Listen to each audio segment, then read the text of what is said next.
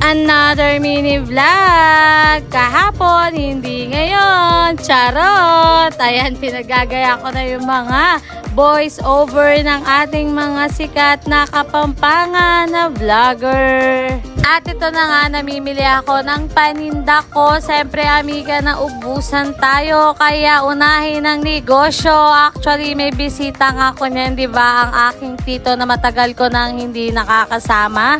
Kaya naman, nung malapit siya sa area ko, ay talagang ginawa niya akong dalawin upang makipagkwentuhan at pasayahin. Siyempre, sumaya naman ang araw ko at todo talaga siya patawa sa buong kwento namin. Pero siyempre, tito, unahin natin ang negosyo at alam ko din may mga transaction ka dito sa Pampanga. More blessings sa business mo. At ito pala, amiga, paalis na kami at nabili ko naman na lahat ang kailangan at wala sa aking tindahan. Siyempre, kapag ganyan, amiga, focus tayo sa goal natin. Kailangan unahin ang pagdinegosyo. At napakaganda nga naman ng sunlight dito. Actually, amiga, palubog na ang araw dyan at madadaanan natin ang Pinatubo. Napakaganda nga naman ng view sa side na to at sa kabilang view naman ay Arayat. Pero nagagandahan ako ngayon kay Pinatubo. Oh. Thank you, Lord. At ito pala, may sarili akong lakad. Magpapamper ako sa sarili ko. Ayan, nagpapaalam ako kay Daddy John nyo. Pakis naman para kunwari sweet tayo sa video, no? Kunwari di tayo nag-aaway.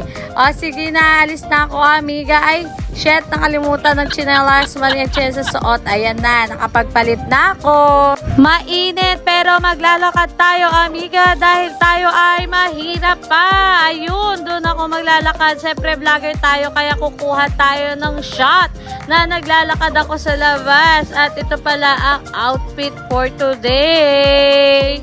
O ayan, dinampot ko. Huwag tayo magpanggap. Napakahirap nga naman videohan ang sarili. Pero push natin to dahil nasimulan na rin naman natin.